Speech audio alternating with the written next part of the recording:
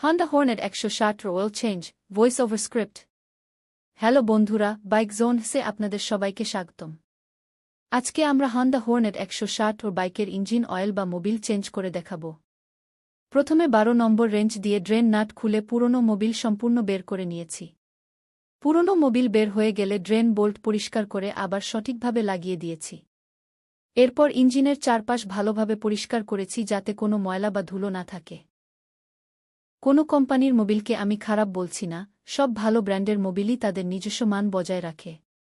তবে আমার ব্যক্তিগত অভিজ্ঞতায় মোটো 5100 সিনথেটিক ইঞ্জিন অয়েল ব্যবহার করলে ইঞ্জিন অনেক স্মুথ চলে এবং রাইডিং এক্সপেরিয়েন্স আরও ভালো লাগে।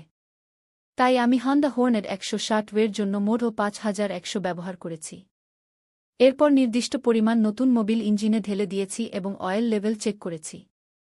সবকিছু ঠিক থাকলে ইঞ্জিন স্টার্ট করে কয়েক মিনিট চালিয়ে আবার অয়েল লেভেল পরীক্ষা করে নিয়েছি। বন্ধুরা, নিয়মিত সময়মতো ইঞ্জিন অয়েল পরিবর্তন করলে ইঞ্জিনের পারফরম্যান্স ভালো থাকে এবং